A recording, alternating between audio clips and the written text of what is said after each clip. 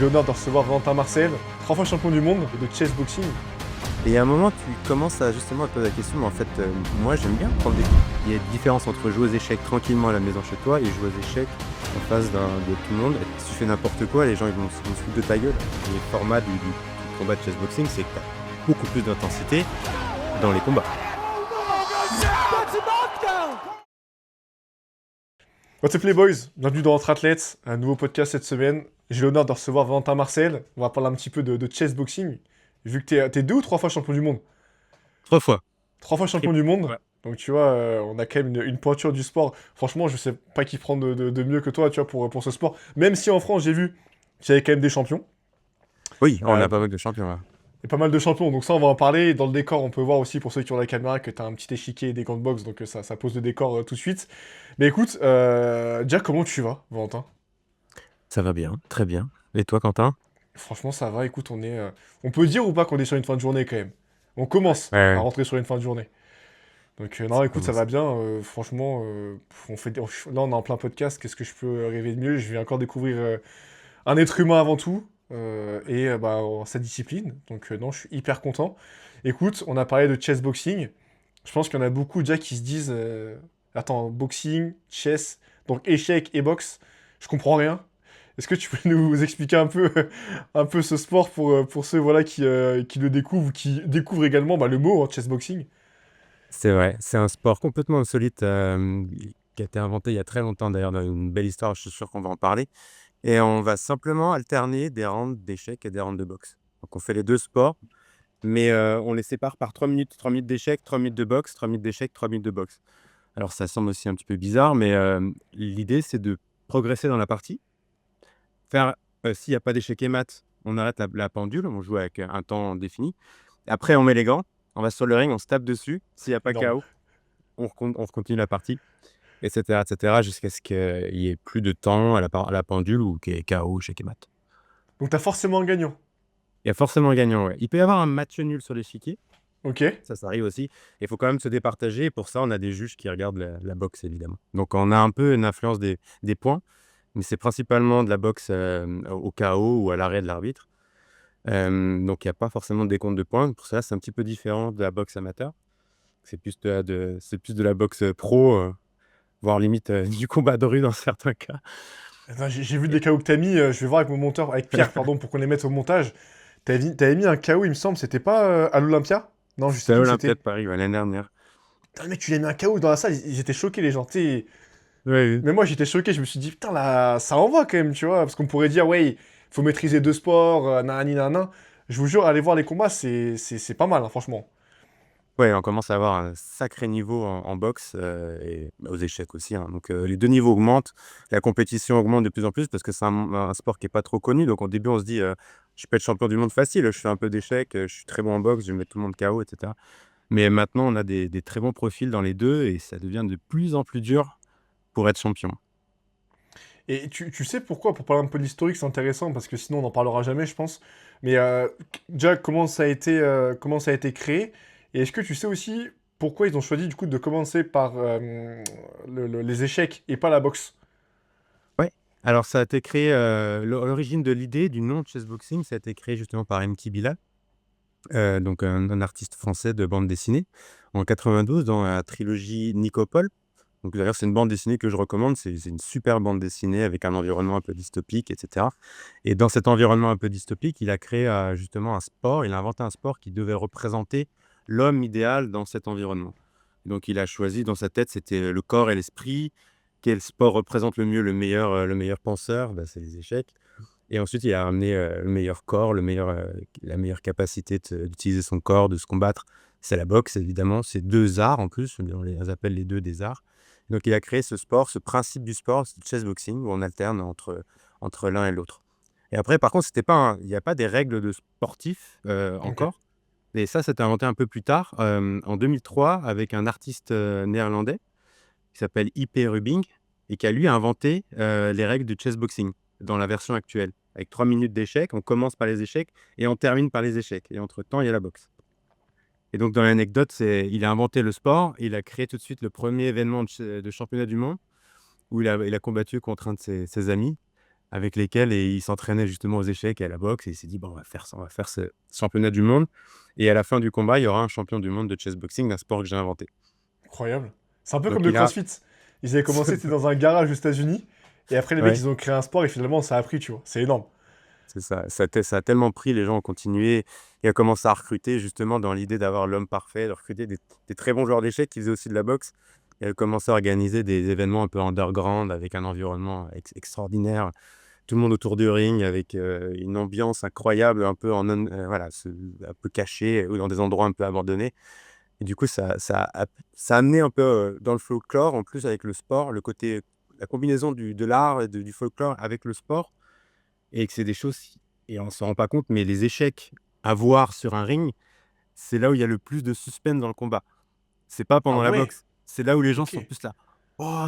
Oh la tension!» la musique en plus angoissante, tu les commentaires c'est là où c'est les commentaires comme un match de boxe en fait, c'est les commentaires d'échecs, comme un match de boxe et dès qu'il y a une pièce, il y a une menace ou il y a une dame en l'air ou il y a des trucs comme ça et le public, il est en train de crier. Dès qu'il y a quelqu'un qui prend la pièce, c'est: «Ah super!» ça applaudit et cetera et donc c'est un je pense qu'il y a plus de tension pendant les échecs que dans la boxe, dans ces événements de chessboxing donc c'est un sport qui amène un suspense et vraiment une direction artistique, enfin ça amène un truc qui est démentiel un petit peu et tous les gens C'est qui gé- viennent, qui connaissent ni les échecs ni la boxe, ils découvrent, quelque chose Ah, tu te d'extraordinaire. prends au jeu, quoi. Assez Ah ouais, facilement. Ah, sans c'est être génial. un boxeur ou sans être un joueur d'échecs, ouais.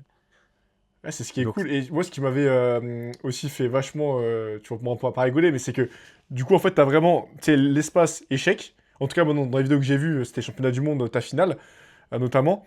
En fait, t'avais vraiment l'espace, du coup, échec avec l'arbitre des échecs. Et après, dès que ça va sur le ring, en tout cas, pour le premier round de boxe, les deux, ça retire la veste. Et tu sens que, tu sais, même si t'as une ambiance générale, comme tu dis, mais tu sens que, je sais pas, tu sais, l'ambiance de la boxe, tu sentais que les mecs, ils voulaient aussi voir ça, tu vois. Tu sais, tu retires ta veste, et t'as un arbitre aussi pour la boxe. Donc, tu sais, c'est vraiment. En fait, c'est une discipline d'ensemble, mais ce qu'ils ont fait bien, c'est que du coup, t'as quand même l'arbitre des échecs, l'espace pour la boxe avec son arbitre. Et ça, je trouve ça vachement bien fait, tu vois. J'étais étonné d'ailleurs même de voir que ouais. c'était vachement pro à ce point-là, tu vois. Ouais, c'est hyper pro. D'ailleurs, on a des boxeurs, tu vois? On fait venir par exemple, les coachs de chess boxers, c'est des boxeurs qui sont en corner. C'est des coachs de boxe qui sont réguliers, enfin, qui font des compètes et tout et la plupart nous disent que c'est extraordinaire. Enfin, il y a plus d'ambiance, il y a plus de enfin, c'est pro, c'est limite mieux que les galas de boxe, ordinaires ou classiques parce qu'on peut se permettre justement d'avoir une petite démarche un peu artistique et un peu nouvelle et ce qui est surprenant et ce qui est, extraordinaire, ouais et le fait d'avoir, on a aussi bon, je sais pas quelle compétition tu as vu, si c'était Italie 2023. Là, il y avait justement la table d'échecs qui était un peu, séparée. Il fallait sortir du Ouais, ring pour, y aller. Mais normalement, on met l'échiquier au milieu du ring. j'ai Donc vu ça aussi, ok. Ouais. pendant la minute de pause, on va dans le coin et il y a des gens une équipe qui va mettre, l'échiquier, qui est avec la position, la pendule, tout ça connecté à l'échiquier géant. Enfin pas l'échiquier géant, à l'écran de transmission de la partie et quand tu reviens, tu as ton tabouret, tu t'assieds, tu mets aussi des écouteurs. Ça sert Donc à quoi ça, les écouteurs? pour éviter d'entendre justement les commentaires, parce qu'il y en a un commentaire en direct, de public et c'est des grands maîtres qui commentent. Donc c'est des gens qui savent les plans, qui savent ce qu'il faut faire et donc ils disent en direct: «Attention, il y a une menace ici» et ça, faut pas pouvoir l'entendre quand tu combats. Donc tu as de la Juste. musique, ça peut être de la musique qui est assez forte pour vraiment que tu entendes rien. Donc tu as un casque audio en plus, tu écoutes de la musique et tu as un casque anti-bruit et tu Ah, dois c'est jouer ça, aux ce que tu mets échecs. dans les. Tu mets des écouteurs Voilà. avant. Tu mets des écouteurs, tu as une D'accord. espèce de musique, au Ok. choix de l'organisateur. Ça peut être, à l'origine justement, c'était du Oh métal la vache, finlandais, pour je bien te crois. tenir en haleine, quoi. Ah, Donc tu dois purée. jouer aux échecs avec cette musique à fond.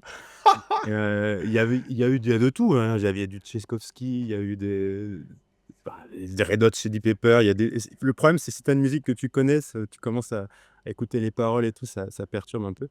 Mais tu es tellement heu dans une espèce de tunnel de réflexion que tu fais même plus attention d'un moment ça peut être du métal ou quoi, tu es vraiment dans la partie, en fait. Tu oublies tout ça. Ouais, t'es focus dans l'event.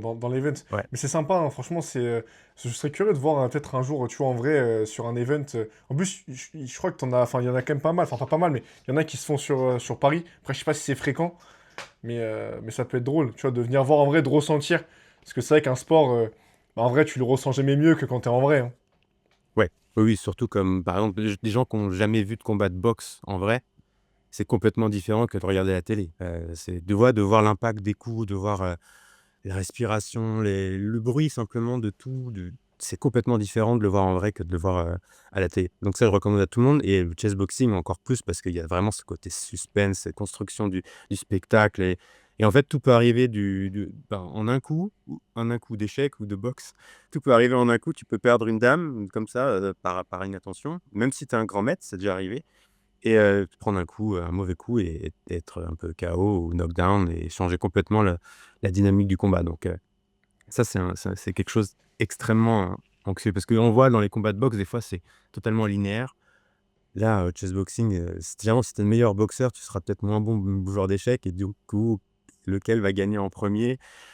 C'est des discussions en plus, enfin qui te mènent en haleine, quoi. C'est vraiment, intéressant et donc il y aura des événements normalement à Paris au début de l'année prochaine. On va voir, je connais les personnes qui sont en train d'organiser ça parce qu'il y a une ligue en France, ça s'appelle l'IFC. Ouais, j'ai vu MTV ça. Actual Fight Club, justement, le combat que j'ai eu à l'Olympia, c'était pour le titre, du champion IFC. Donc c'est pas un championnat du monde, mais c'est un titre, c'est l'équivalent d'une ceinture de ligue d'une ligue professionnelle où tu es au sommet, quoi. Et t'as fait un Tu as beau un combat, champ hein. Contre un Français, c'était, non? c'était contre quelqu'un de Pays de Galles. Ah, c'était un Pays de Galles, parce que j'ai vu contre un Français aussi, c'était un sacré combat, hein. Il y a un C'est autre le... combat, au Cabaret Sauvage, oui, Ah, c'était au contre Cabaret Jules. Sauvage, c'est ça que j'ai Ouais. vu, c'est ça. C'est ça. Et le combat de fou. La vidéo, je crois qu'elle dure quasiment 50 minutes. 45-50 minutes à dire la vidéo. Putain, le combat, à la fin, tu finis parce qu'en fait, je connais rien aux échecs, mais en gros, il reste quelques pièces. Et finalement, tu gagnes comme ça, quoi. Mais c'était un truc de fou. Oui, Donc, non. il est tombé au temps et le but, c'était de le faire tomber au temps avant la fin du round pour éviter d'avoir un round en plus, de boxe. Donc Ah ouais, putain, c'est c'était ouf. fallait jouer vite, fallait jouer vite. Pas Mais forcément jouer bien. bah ouais, ouais, mais justement, comment t'arrives à rester focus Enfin, comment ton cerveau, en gros, il arrive tu vois, à se dire, ok, là, on est plus ou moins tranquille, on fait des échecs. Et par contre, 5 secondes après, tu dois mettre des coups dans la tronche de quelqu'un, tu vois. Comment ton cerveau, il arrive à... Comment t'arrives à... Non, mais c'est une question, on rigole, tu vois, Mais mais non, c'est vrai. comment ton cerveau, t'arrives, tu vois, à le faire switcher de dynamique? Heu, je dirais le seul truc parce qu'on essaie de trouver des techniques, des machins, mais le seul truc qui compte vraiment, c'est l'habitude. C'est le genre de choses que tu dois travailler par l'habitude. Le faire régulièrement et comprendre, en fait, qu'est-ce qu'il faut que tu fasses. Il y a des techniques de respiration, typiquement, diminuer le rythme cardiaque, jouer sur les rythmes parasympathiques, sympathiques, du rythme cardiaque pour diminuer justement, le rythme cardiaque, il Ouais, faut bah ouais, absolument ouais. diminuer parce que c'est ce qui va influencer sur ta capacité à réfléchir. Simplement, diminuer le rythme cardiaque, oxygéner au maximum et tu gères ça. Voilà, typiquement, quand tu sors du round de boxe, tu vas avoir, des difficultés à respirer, tu vas avoir un rythme complètement, hyper intense de respiration. Tu vas essayer de le calmer. Tu as les 10 premières secondes où tu vas vraiment faire de l'hyperventilation, limite, ramener de l'oxygène et au fur et à mesure, tu vas essayer de contrôler 4 secondes à l'intérieur, 4 secondes d'expiration, 4 secondes d'inspiration et cetera jusqu'à ce que tu arrives et tu vas t'asseoir le plus vite possible en position, torse ouvert. Ouais, vraiment, respirer par le nez, longue expiration, et tu vas pouvoir te concentrer un peu plus rapidement sur la partie. Et ce qui est intéressant, c'est de faire cette transition justement à partir du moment où tu as le gong de fin de round, tu es déjà en train de jouer aux échecs, en fait. Tu es déjà en train de te préparer à la partie. Donc là, alors que là, tu as encore les gants, tu as encore le protège-dents, tu dois aller dans ton C'est corner, génial. mais tu es déjà dans la partie échec. Donc il faut imaginer que là, tu es déjà en train de préparer ton prochain coup et tout le temps que tu perds à récupérer ton corps et ton attention, c'est du temps perdu pour ta réflexion d'échec. Donc déjà, tu Purée. dois te conditionner et ta routine de enlever tes gants et cetera. Ça se travaille aussi avec des coachs mentaux.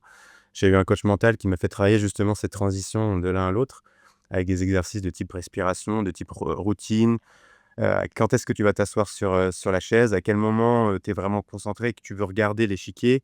S'il y a un écran géant, est-ce que tu peux déjà regarder la position sur l'écran géant avant que le ring, enfin l'échiquier soit monté sur le ring? Toutes ces techniques-là, ouais, que tu peux travailler à l'entraînement C'est vrai que et c'est donc bête, mais quand tu... ouais. Excuse-moi, je t'ai coupé, mais c'est vrai que c'est bête, parce que quand, du coup, tu finis la boxe, après, il faut que tu te rappelles aussi de la partie d'échecs. Où t'en étais, est-ce qu'il y avait un coup dangereux, qui est-ce qui jouait. Ça paraît con, tu vois, mais... Putain, c'est vrai que c'est... En fait, c'est un sport où tu dois être vachement focus tout le temps, en fait. Parce que même pour la boxe, Tu vois, c'est se dire, ok, peut-être que là, j'ai commencé à boxer, peut-être que je vois qu'aujourd'hui, le mec, il accentue vachement là-dessus. Comment moi, peut-être que je peux essayer de le contrer sur son truc. Et c'est ça, en fait, qui est vachement dur, j'imagine aussi. Bah, tu as un focus contextuel dans le sens, tu dois changer ta manière de te focus si tu es aux échecs ou à la boxe et surtout, tu as une manière stratégique de penser à la boxe et aux échecs. Genre à la boxe, tu vas appliquer des conseils que le coach va te donner. Donc tu vas travailler plus sur le bras gauche, ou tu vas des décalages à droite et cetera, ou tu vas essayer de rajouter des coups au corps ou mettre plus de pression et donc ça, il faut le mettre en place juste avant le round et pareil, quand tu termines ton round, tu dois aussi te rappeler de ce que tu en as pensé de ton round. Donc il faut le mettre un peu dans un coin de ta pensée et ensuite tu switches totalement dans ton attention actuelle sur autre chose et quand tu arrives aux échecs, quand tu termines ton round d'échecs, typiquement, tu dois essayer de mémoriser ce qui s'est passé et quel est ton plan, ton prochain plan. Donc pour moi, je pense que c'est un truc que j'ai découvert aussi parce que personne ne m'a dit ce qu'il fallait faire et comment tu peux justement améliorer ces choses-là. Donc, on est les premiers à découvrir un peu ces stratégies-là et je me suis rendu compte que voilà, je devais avoir un espèce de check-up mental à la fin de mon round d'échecs pour me dire: «Il y a ça, il y a ça, il y a ça, c'est à toi de jouer ou si c'est à l'autre de jouer». C'est important. Donc on essaie Ouais, généralement que ouais. ce soit à l'autre de jouer pour que quand il rentre de son round de boxe, il a plus de difficultés à prendre la décision.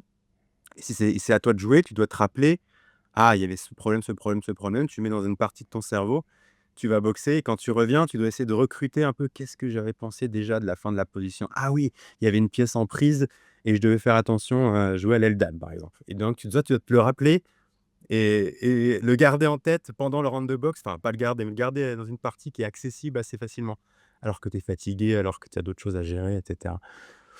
Et C'est un tu dois truc de aussi fou. update tes stratégies parce que tu peux perdre à la boxe ou gagner à la boxe et en fonction de ça, tu dois jouer différemment sur l'échiquier et Quand, inversement. quand tu dis perdre à la boxe, ça veut dire quoi? Parce que le combat, il s'est pas fini. C'est perdre à la boxe, c'est qu'en fait, enfin, le mec en face, tu sais qu'à la boxe, il peut potentiellement te mettre KO à un moment donné, c'est ça?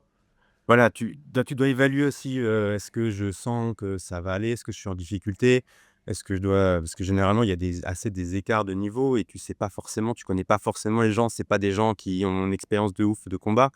Donc tu sais pas trop quel niveau ils ont. Donc tu sais jamais vraiment quand tu vas là-bas, tu te C'est dis: pas «Ah». évident, ça. Non, c'est pas évident. Donc il y a pas mal de recherches aussi à faire. Donc ça, c'est aussi la préparation des compétitions.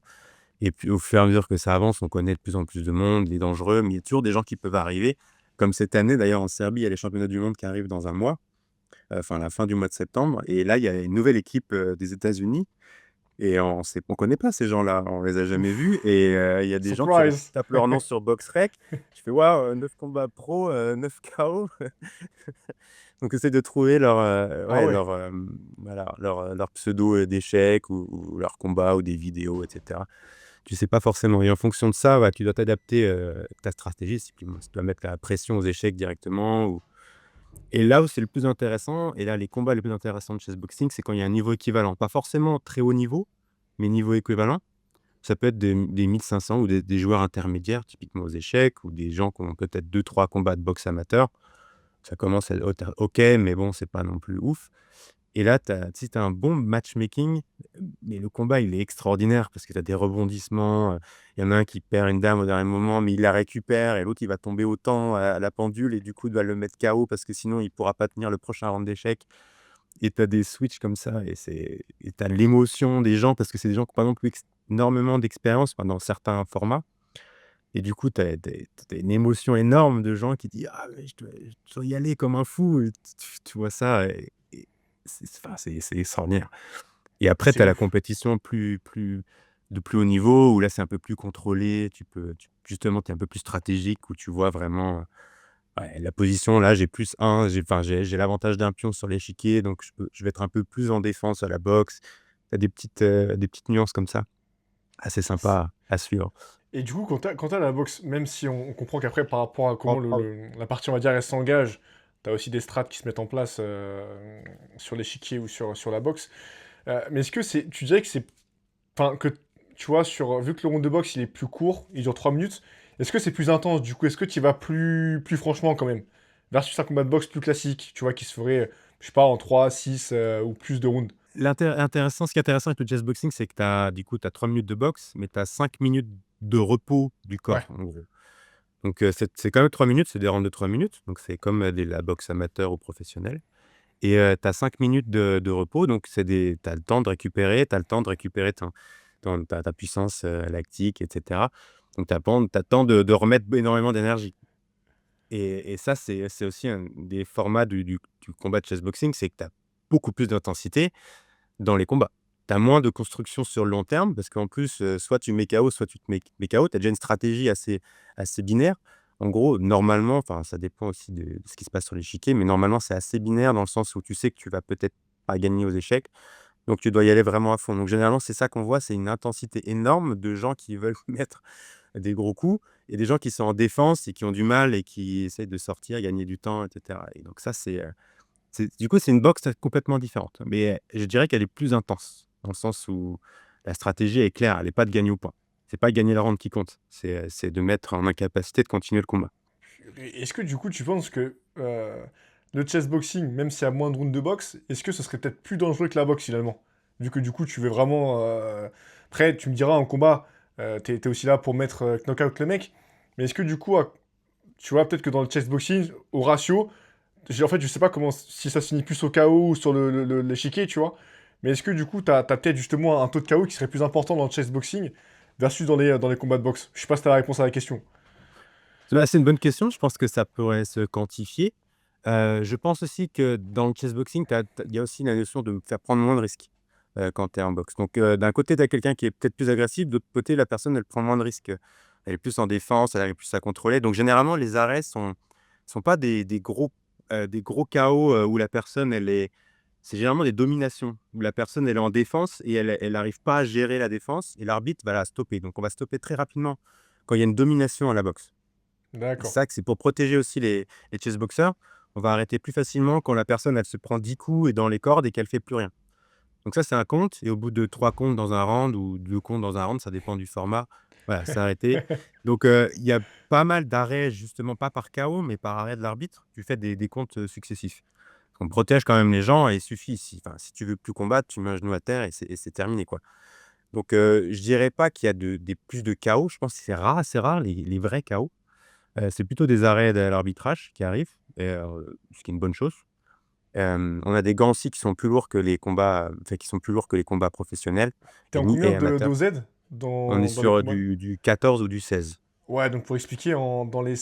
en boxe anglaise, c'est quoi? C'est du 9 non? 8? C'est entre 10 et 12. Ouais, Ouais, de tu 8 à vois. 12 en fonction du poids. Les poids lourds, c'est du 12 Ouais. et chez nous, c'est du 16. Donc Ah, on donc a tu à peu vois, près, je sais c'est pas, beaucoup plus épais, quoi. 200-300 grammes en plus, peut-être quelque chose comme ça. Je sais pas combien ça fait un ose En fait, en ouais, grammes. je me rends pas compte, mais en fait, juste pour expliquer aux gens, c'est qu'en fait, l'ose, bon, t'es plus un expert que moi, mais en fait, plus t'as un os qui est petit, donc tu te rapproches de zéro, grosso modo, plus en fait, ton gant, il se rapproche de ta paume, en fait, de ta main. En fait, c'est la mousse.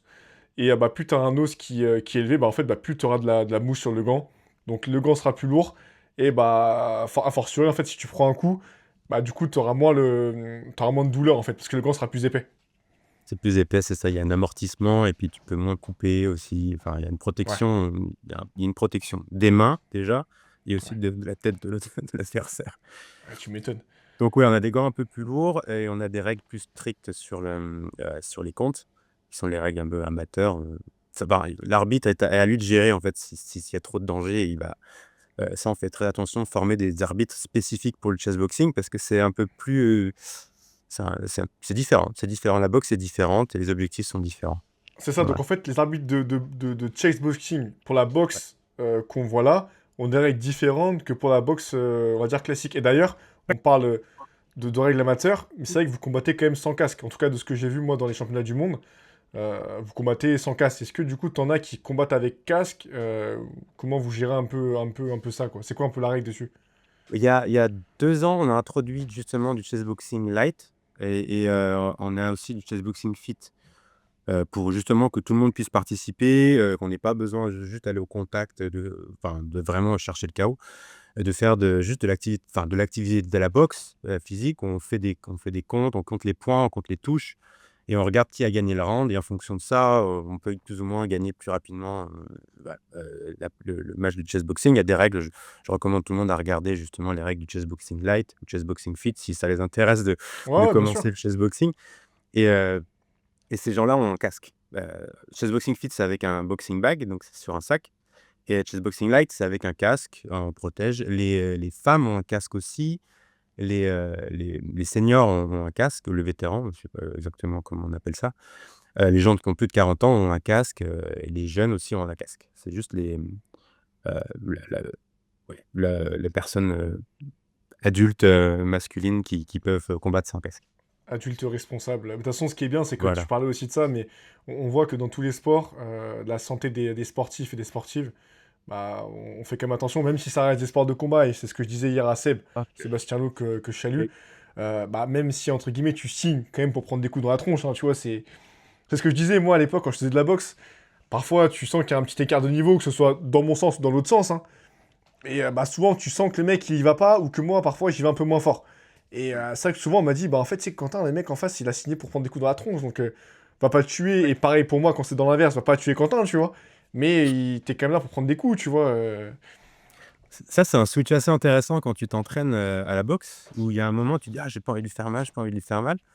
Et il y a un moment, tu commences à justement à te poser la question: «Mais en fait, moi, j'aime bien prendre des coups, vraiment». Alors j'imagine que la personne en face, elle aime bien. Bon, C'est agréable. faut pas trop que ça fait travailler, ça c'est des vibrations, ça donne c'est des punitions. C'est pas hyper grave de se prendre un coup. Enfin, on apprend justement à gérer justement à quel point c'est un impact important et cetera. C'est juste des petits bleus sur le visage, des petits trucs comme ça.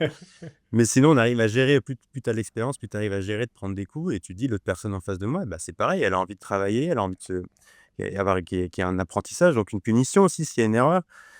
Bon, c'est facile de dire ça comme ça, mais bon, ça fait partie du jeu, en fait, c'est un jeu, c'est un accord entre 2 personnes, consentantes et il y a plus ou moins de risques, donc il faut être au courant et puis il faut toujours respecter quand l'autre personne, tu te sens qu'elle est pas bien ou qu'elle arrive plus à gérer, bah, tu vas calmer ton jeu si tu t'entraînes. Ça sert à Mm. rien d'aller jusqu'au bout et de mettre KO, c'est pas un combat d'ego et ça, c'est un truc, c'est une bonne question qu'on a, quand on fait de la boxe, comment tu gères ton ego? Parce qu'il faut, si tu veux continuer à pratiquer avec des gens, il faut absolument que tu gères ton ego et ta manière de travailler, en partenariat avec une personne qui est plus ou moins forte, par rapport à toi. Donc C'est ça, le c'est but d'un aussi c'est sparring, hein. Un sparring, ça se fait à ouais deux, hein. Si tu te mets tout le monde KO, au final, tu vas et un faire quoi avec sparring, le ça sac de se frappe, gagne quoi. pas. Ça Ouais. se gagne pas. Il y a pas de gagnant ou de perdant dans un sparring. Cette phrase, elle est belle, j'ai jamais entendu. Mais je la retiens et je la ressortirai dans d'autres podcasts, je te citerai du coup pour l'occasion. Tu vois, forcément, les gens ils vont me poser la question, donc faut que je te la pose. Ce serait quoi un peu. Tu vois, là, par exemple, toi, t'es champion du monde. Ce serait quoi un peu ton niveau, tu vois, en boxe et en échec pour expliquer, enfin, dans les deux sports séparés, en gros, pour être champion du monde, quel niveau il faut espérer, tu vois, aux échecs et en boxe, même si on comprend que peut-être que tu peux être plus fort en boxe, donc moins fort aux échecs, mais j'estime que, enfin, je pense qu'à ton niveau t'es quand même fort dans les deux. Enfin, tu peux pas avoir une grosse faille, quoi. J'imagine. Ouais, alors c'est le truc que je dis tout le temps. L'important, c'est pas d'être le meilleur dans l'un ou dans l'autre, c'est d'être le moins mauvais. C'est typiquement, ça sert à rien d'être super fort, un grand maître aux échecs si tu te prends un round de boxe et tu sais pas gérer, quoi. Ouais. Même contre quelqu'un, tu pas forcément un gros niveau. Donc il faut juste être le moins mauvais. Et là, en ce moment, moi, je suis un joueur d'échecs depuis assez petit, depuis que j'ai 12 ans. Je commençais les échecs à 12 ans, au collège et je suis assez vite monté et j'ai eu un niveau, on va dire, dans le top, 5 des compétiteurs et en Pas mal, boxe, hein. j'ai commencé en ouais, c'est pas on appelle ça un bon joueur de club, un très bon joueur de club. Ok. Donc c'est typiquement dans un club, il y aura, sur 100 personnes, bah, ce sera le top 5 quoi. Donc c'est un peu une manière de se dire, bah, de placer ce niveau. En boxe, moi j'ai commencé en 2019, juste avant le covid. Justement, j'ai commencé la boxe avec le chessboxing. Je suis juste allé voir, j'avais besoin de me défouler et j'ai adoré ce sport. J'adorais pouvoir réapprendre en fait, de pouvoir réapprendre des choses parce que j'étais, en saturation totale mentale. Je pouvais plus jouer aux échecs, je pouvais plus, j'étais en thèse justement, j'apprenais tellement de choses, j'avais le cerveau comme une pastèque. Du coup, je me suis dit: «Je pouvais réapprendre un truc, c'est utiliser ton corps» et ça m'a fait un bien fou en fait et en 6 ans, je me suis extrêmement entraîné, vraiment très intensif depuis 2022 et je pense que j'arrive dans le ouais, top pareil 7 peut-être 7-5 à peu près le même niveau, en boxe. Typiquement, s'il y a 100 personnes, je serais dans le top 5 tu vois? Ce qui est Pas non solide, plus hein. le top 1. C'est solide aussi, ouais. Je suis pas, les gens qui sont top 2 top 1 %, il me massacre dans les 2.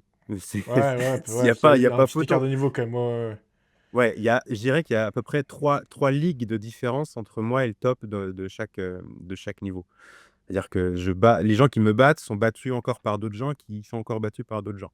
Totalement. Ah, mais quand tu penses, c'est quand même énorme parce que là, t'as plus qu'on va dire un niveau, tu vois, qu'auraient les gens qui feraient que des échecs ou que de la boxe. Sauf que toi, tu dois garder et maintenir ce niveau aussi parce qu'on parle de l'atteindre, mais il faut le maintenir aussi dans deux disciplines, quoi. Maintenir le niveau aux échecs, ça se fait plutôt assez facilement, ça s'oublie pas trop. Ok.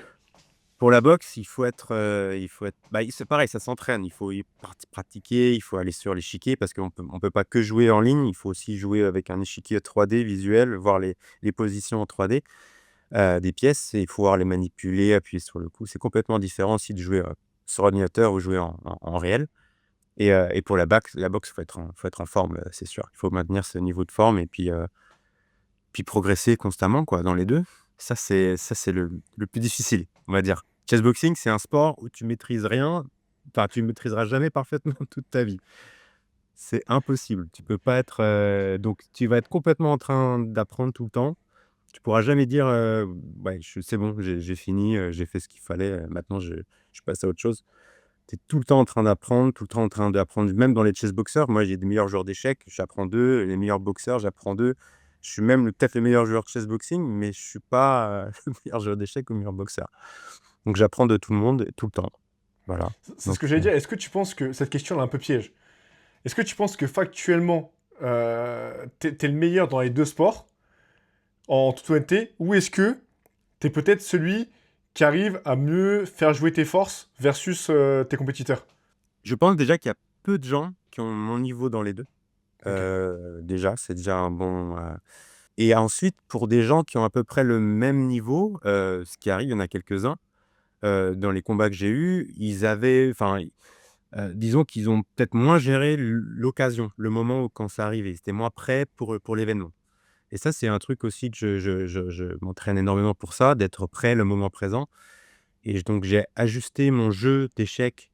Justement, je me suis préparé bien, j'ai ajusté mon jeu d'échecs pour être le plus solide, pour éviter de faire des erreurs, pour, me concentrer sur, les parties fortes de mon jeu. Pareil pour la boxe. Donc j'ai une manière peut-être, enfin, j'essaie de réfléchir stratégiquement à la manière dont je me prépare pour un combat. C'est-à-dire gérer aussi la nourriture, gérer toutes ces choses-là, gérer l'état de forme, gérer le sommeil et ça, c'est un truc, qui est assez difficile à gérer. Mais je dirais que pour le moment, j'ai pas vu de personne qui était meilleure que moi dans les 2 sur le papier, dans ma catégorie en tout cas. Il y a d'autres chessboxeurs qui sont extrêmement forts, qui ont aussi des diplômes en boxe et en échecs et ces gens-là, ils sont très dangereux, mais ils sont pas dans ma catégorie pour le moment. Donc pour le moment, je croise les doigts. Ah, mais Mais c'est pertinent, ouais. il suffit pas d'être bon uniquement dans les 2. Il faut aussi maîtriser ce qui fait la particularité du chessboxing, qui est la transition et qui est la capacité stratégique à s'adapter à ce qui se passe. Et ça, c'est un avantage que j'ai avec mon expérience, de chessboxer. S'il y a quelqu'un qui est meilleur que moi aux échecs et meilleur de boxe se mettait à faire du chessboxing maintenant, je pourrais largement le tenir si c'est pas bien préparé. Ouais. Mais tu vois, là, on parle enfin, c'est vrai que je pense que la transition, on n'est pas resté assez longtemps dessus. Tu vois, moi, j'ai fait un seul triathlon. Déjà, l'entraînement, c'était catastrophique. Et alors, les transitions, dis-toi que j'aime pas, je savais même pas comment retirer mes chaussures, les mettre, c'était catastrophique. Et toi, justement, la transition, à quel point, en fait, elle est importante? Parce que, bon, là, bien sûr, dans ton niveau, mais en fait, si tu veux, je trouve ça intéressant. Parce que d'un point de vue performance, c'est vraiment là aussi que du coup ton cerveau tu le re-switch et en fait ça tu le fais plusieurs fois. Donc en fait au final la transition, tu vois ça fait bah, grosso modo quasiment 2 minutes à chaque fois que tu changes de sport et au final bah, ça peut représenter facilement 6, 8 minutes tu vois j'imagine. Donc comment t'arrives toi à te créer justement une routine? Tu parles un peu avec ton préparateur mental, mais comment t'arrives justement toi à la garder, tu vois, à chaque fois et à faire que du coup tu sais que tu dois la faire et pour que tu restes vraiment bien ancré dans le combat? Déjà donc ta question est en 2 parties. La première, c'est Oui, quelle est ouais. l'importance justement des transitions? Et je vais te poser la question, quelle est l'importance des transitions ou des rounds enfin de la minute dans ton corner en boxe? Elle est extrême, elle est super importante, surtout dans les combats avec beaucoup de pression et donc cette transition, elle existe déjà en boxe en elle-même, c'est qu'est-ce que tu fais, comment tu récupères tes conseils, comment tu prépares ton corps, comment tu récupères ta respiration, comment tout de suite quand tu rentres dans le round, tu es déjà dans le round. Tout ça, ces trucs-là sont déjà présents dans la pratique de la boxe. Ils sont en plus amplifiés justement dans le chessboxing où tu dois, switcher en fait. Tu fais la même chose, mais tu dois le garder en tête et tu vas faire une partie d'échecs entre-temps, quoi. Et donc ça c'est, ouais, c'est hyper critique et moi les premières transitions que j'ai faites, je prenais mes propres pièces. J'étais vraiment complètement perturbé et la première personne qui découvre le chessboxing, ils ont beau être bons joueurs d'échecs, ils font n'importe quoi, c'est impossible. Ah ouais. C'est vraiment un truc qui se travaille et ça se travaille, justement, comme je te disais, par la routine, par la répétition et surtout de faire a de f de ritualiser un petit peu la méthode. C'est hyper important, ça fait partie d'un travail justement de coaching mental, de rajouter du rituel pour être en confort, pour pas être impacté par le stress, ou tu t'es pris un énorme coup et tu es complètement, à l'ouest. Tu as le sang qui bat dans les tempes et tu qu'est-ce qui se passe? Tu vois un peu blanc, tu Ça, es un c'est peu énorme. perturbé et là, tu as le coach qui te dit: «Valentin, Valentin, il faut respire, respire, tu es en train de jouer aux échecs, là, tu vas retourner sur la position, tu es un petit peu baba, mais tu vas quand même, t'asseoir sur la position». Essayer de cacher un peu les émotions parce que tu le vois aussi chez les autres. Tu Ouais. vois si l'autre, il est à l'aise, pas à l'aise, s'il a peur, si tu vois tout ça et ça se travaille uniquement par le travail un petit peu d'expérience. Mais bon, comme les chessboxers, il y a très peu de personnes qui savent ce que c'est et qui peuvent vraiment nous coacher ces choses-là. Tout ce que tu peux travailler, c'est du travail justement qu'on voit en boxe. Qu'est-ce qui se passe dans un corner? Comment tu te prépares mentalement à lancer le round et cetera. Et puis aux échecs aussi, c'est important parce qu'il y a une différence entre jouer aux échecs tranquillement à la maison chez toi et jouer aux échecs en face de tout le monde et tout le monde commente tes parties. Des grands maîtres qui vont En écoutant commenter du des coups métal, exécutant du métal et surtout savoir que tu vas être jugé sur ta capacité à jouer. Tu es ouais. censé être 2000 à la 2000 elo ou un niveau suffisamment. Si tu fais n'importe quoi, les gens ils vont se foutre de ta gueule. Après tu plus de tu plus forcément de ouais, hem, les gens te respectent différemment un peu. Enfin, c'est pas pareil, c'est pas le même, généralement, ce qui est assez intéressant, c'est que les joueurs d'échecs font plus d'erreurs au premier round d'échecs. Ils font beaucoup d'erreurs, au premier round juste parce que, bah, le temps tu as monté sur le ring, tu as la musique, tu as les émotions, tu vois ton corner, tu vois tes amis dans la salle et tu arrives et tu es là, tu as la musique d'ambiance, tu mets tes trucs et là tu as une tension qui monte et tu fais mais c'est très difficile de faire des choses, de pas faire de bêtises, en fait et donc pour ça, il faut se rappeler, respirer, se mettre dans un état de flow, se conditionner un peu le cerveau et d'utiliser un peu ces techniques de routine de coaching mental. Donc, faire de la sophrologie aussi, de la visualisation, la sophrologie, se mettre en place, qu'est-ce que ça va être quand je serai sur le ring, mais 2 mois avant, répéter ça tous les jours. Heu, ça se prépare en avance et c'est une bonne étape super importante, ouais, je pense, pour un chessboxer en tout cas. Ouais, franchement, c'est Mais pas pour un mal. joueur d'échecs aussi et un boxeur aussi. Et tu sais que ton sport, je sais pas si tu connais le racquethlon. Racquethlon? Non. Racquethlon, en fait, c'est un sport. Ce qui est marrant, c'est que je fais découvrir des sports à tout le monde. Mais en fait, le racquethlon, si tu veux, c'est un sport où il y a 4 raquettes. Enfin, il y a 4 sports de raquettes plutôt. Du coup, tu commences.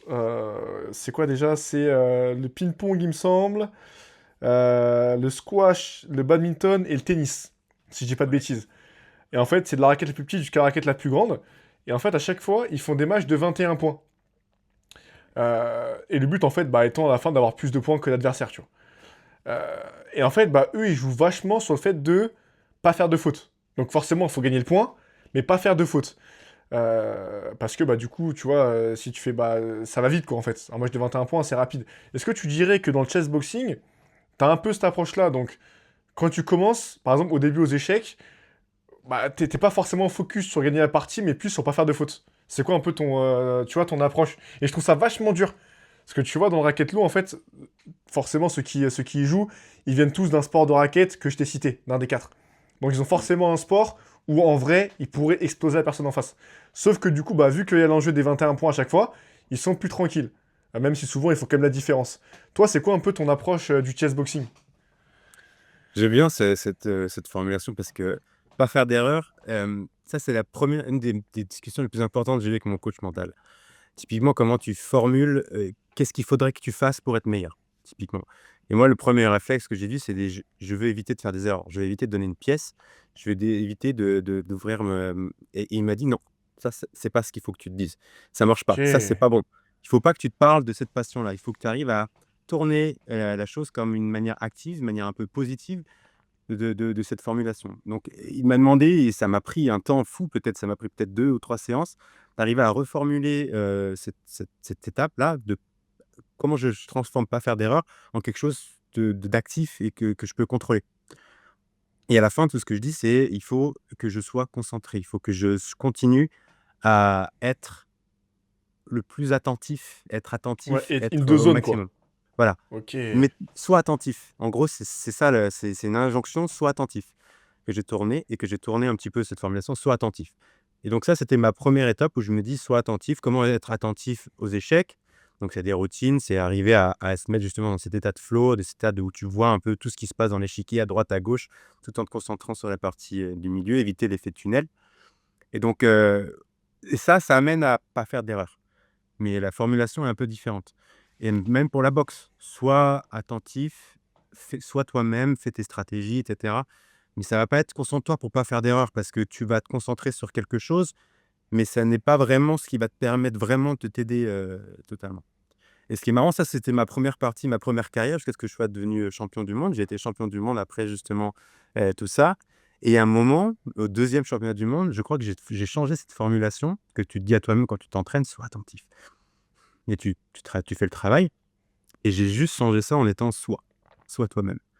Et j'ai changé ce «sois attentif» à juste «sois toi-même», juste profite, tu es là, tu sens tu sais faire, c'est ton habitude, montre qui tu es, montre ta personnalité, joue, fais-toi plaisir.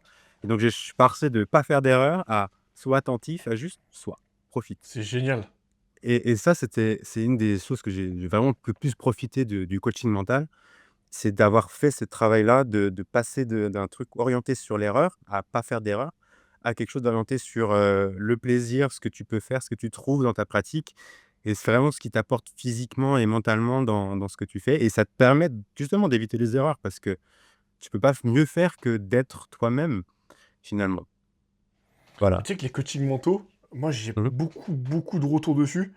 Et franchement, t'as des sportifs, ça leur a pas sauvé des carrières, c'est pas le bon mot, mais ça leur a vraiment, ça les a révélés, on va dire. Et, et en fait, tu dirais que c'est quoi un peu l'effet? Parce que j'ai vraiment du mal à me rendre compte, mais ouais, ça t'a changé la vie, en fait. Je trouve ça ouf. Ça t'a révélé, Disons quoi. qu'il ouais, il y a des, il y a des conseils comme ça, qui c'est des conseils qui sont au cœur de comment tu te vois toi-même et comment tu gères aussi ta vie. Ça peut être la motivation, tu te poses des questions, en fait, sur toi. C'est un peu tu dois constamment te regarder avec un peu de recul, en fait et c'est ça qui ça m'a permis vraiment de prendre un peu de recul sur, «Mais pourquoi je fais ça? Qu'est-ce qui m'intéresse?» Parce qu'il y a plein de gens qui font de la boxe, tu vois, ça leur apporte du plaisir, parce qu'ils ont pas à penser à leurs problèmes ou ça les défoule, ils ont de la dopamine et cetera et au final, après, quand tu veux faire de la compète, mais pourquoi tu veux faire de la compète? Qu'est-ce que ça t'intéresse? Est-ce que tu veux être vu bien? C'est pour les autres? C'est pour toi? C'est pour aider les gens? C'est pour gagner de l'argent? Et tu fais en fait, ça, c'est partie du coaching mental, donc cette espèce espèce de mettre de mettre du nom, enfin des mots sur ce que tu fais et comment tu peux travailler pour progresser et en fait, tu tu peux pas le savoir tout de suite, c'est un travail, donc il faut le décortiquer, il faut l'avoir constamment en tête et au fur et à mesure, tu vas raffiner, tu vas t'aligner avec ce que tu dis et ce que tu penses de toi et c'est là où tu as la démarche la plus agréable de ton sport et c'est pas juste, tu vois, c'est pas juste, «Je veux faire de la boxe parce que je veux être, champion du monde». C'est mais pourquoi tu veux être champion du monde? Et pourquoi tu veux faire la chose? C'est les 5 pourquoi, que tu dois te poser sur ta motivation. Donc ça, c'est un travail aussi de la motivation et ça va t'amener aussi à la discipline parce que la Ça, je vais le faire. motivation, ça suffit pas. Ok. Hem et tu vas dire, voilà, pourquoi et comment mettre en place, ce que tu veux faire. Donc c'est un travail, je pense en plus, surtout pour des gens qui ont des, je pense, des sensibilités, émotionnelles ou peut-être des moments un petit peu de doute, mentaux sur eux aussi, sur ce qu'ils veulent, comment ils veulent vivre leur vie. Je pense que c'est une manière aussi de reprendre aussi contrôle sur tes motivations, sur ce que tu peux faire, ce que tu peux contrôler dans ta vie et qu'est-ce que ça t'apporte. Et ça peut être par ta discipline sportive et c'est pour ça que le coaching mental pour ta discipline sportive, ça aussi, ça déborde sur ta vie en général et moi j'ai beaucoup tiré justement de leçons de cette expérience-là pas forcément pour tout. Bon, il y a des exercices de respiration qui sont utiles, mais finalement, ce qui m'a surpris, c'est que c'est peut-être plus intéressant de faire des choses plus générales que de se concentrer sur vraiment comment je fais les transitions, comment j'améliore ça, comment je et en fait, c'est pas forcément ça le cœur du principe et un bon coach mental va s'en rendre compte. Il va passer par une étape justement un peu d'introspection, il va te poser des questions un peu plus générales. Pourquoi tu es motivé? Pourquoi tu fais ça? Et ensuite, on va raffiner sur l'organisation du temps, du sommeil, les choses qui peuvent améliorer, la nourriture, toutes ces choses-là. Et donc c'est une manière de s'organiser et ça, c'est indispensable. Surtout quand on fait un sport, passion, on réfléchit pas trop, on aime juste ça, on y va, quoi. Et quand on veut faire de la compète et que ça a des impacts après sur, notre motivation, c'est là où il faut se poser les bonnes questions. Génial. Bah, merci en tout cas pour cet aparté, c'était vraiment pertinent. Et justement, on a commencé un peu à parler de l'entraînement du coup, parce que préparation mentale, c'est une partie de l'entraînement, quand même si c'est pas l'entraînement physique, mais entraîner son cerveau et pourquoi on fait tout ça, c'est hyper, hyper intéressant. Enfin, faut le faire quoi. Et toi, justement, ça représente comment tu t'entraînes un petit peu. C'est quoi un peu les entraînements d'un champion du monde de chess boxing pour expliquer un peu aux gens qui nous écoutent?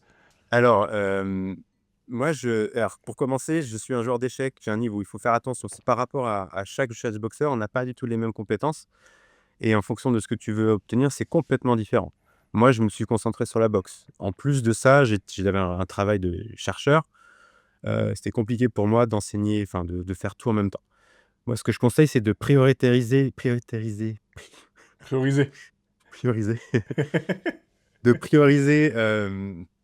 de prioriser, ce qui est important pour toi, tes faiblesses principalement et qu'est-ce que tu as besoin de travailler en premier. Donc faire attention à ça et de le planifier par rapport à ta compétition. Donc moi, typiquement, je devais boxer, je devais apprendre à boxer, je devais apprendre à boxer spécifiquement pour le chess boxing, c'est-à-dire faire attention, faire un peu plus en défense, mais ne pas non plus être complètement passif et mais il fallait que je garde aussi un entraînement d'échecs. Donc pour moi, c'était simplement 5 jours par semaine, tu fais ton entraînement de boxe Cinq et jours par semaine quand même. Ok, ouais. ouais, minimum. Un minimum, ok. Waouh, Après, ce serait... c'est des Ouais. séances assez courtes. La boxe, il y a pas besoin que ce soit des séances très, très longues. C'est des séances d'1 heure, voire 1 heure et demie maximum et par jour, ça fait une routine et cetera. C'est une bonne chose. Heu, tu peux, faire moins, hein, tu peux en faire 3 à 4 si tu veux faire de la compétition. Ça dépend en fait à quelle distance tu es de ta compète et quand je dis 5 entraînements, c'est de la boxe, mais aussi du renforcement de type boxe. Renforcement musculaire, hem, ou des choses comme ça. Et donc, par rapport à ta compète, tu dois planifier vraiment ton entraînement. Est-ce que je fais de la force? Est-ce que je développe mes muscles? Quel poids je vais être? Et ensuite, plus en plus tu te rapproches, plus tu vas être spécifique, plus tu vas travailler l'explosif, l'endurance explosive, tu vas travailler la stratégie, les déplacements et cetera. Donc les bases en premier et les musculations en général et ensuite tu vas spécialiser par rapport à ton entraînement. Ça, c'est pour la boxe. Donc ça, c'est classique en fait pour tout le monde en fait.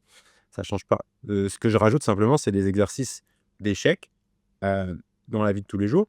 Ça peut être, résoudre des études une fois par jour, faire des exercices le matin dans le transport en commun ou faire une séance de cours, d'échecs en ligne avec ton coach, une fois par semaine, ça prend 1 heure et demie, ça va, c'est faisable. Pour moi, c'était tout ce que j'avais besoin. J'avais pas besoin de forcer plus sur l'apprentissage des échecs et je pense pas que j'aurais été capable d'ailleurs de le faire. J'ai essayé de le faire quand j'ai combattu contre un meilleur joueur d'échecs et c'était terrible. C'était Ah vraiment une ouais? expérience d'échec total d'entraînement, c'était trop pour moi. Ouais. C'était trop.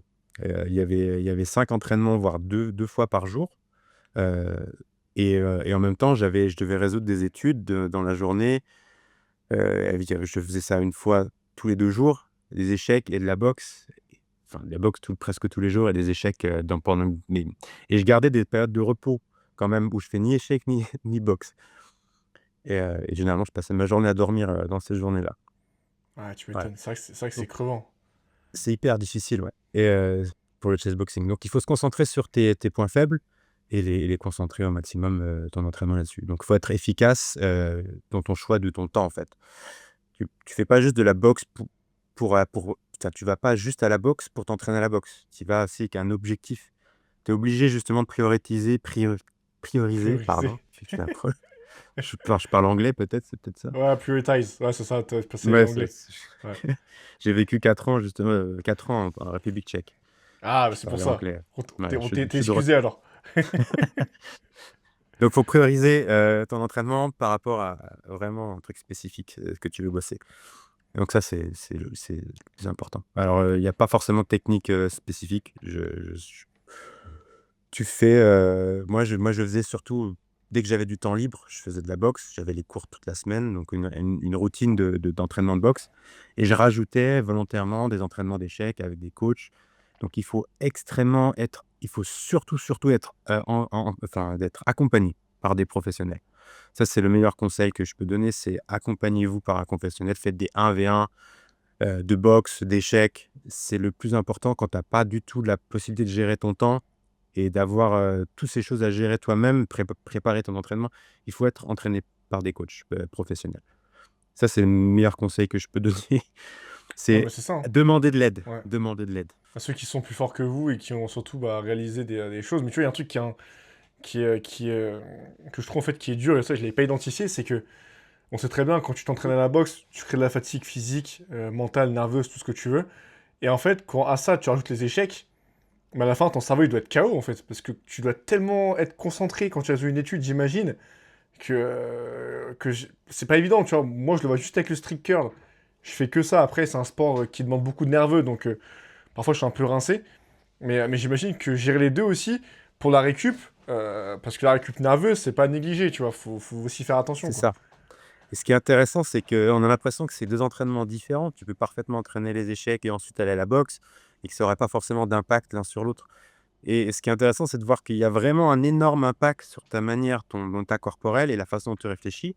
Et surtout quand tu réfléchis trop et qu'après tu fais une séance de boxe, tu es complètement T'es fry, tu peux plus rincé, ah vraiment ouais. réfléchir correctement. Donc c'est hyper important, ça te pose beaucoup de questions sur comment je récupère en fait un exercice mental et ça te ramène aussi comment je récupère de ma journée de travail aussi. C'est la même chose, tu as besoin de faire, tu moi j'ai eu une expérience un petit peu difficile en boxe. J'ai eu un traumatisme crânien, Ok. qui m'a, perturbé pendant 1 mois et demi en gros, j'ai fait c'est pas un gros entraînement, c'était juste un petit coup, je suis pas tombé.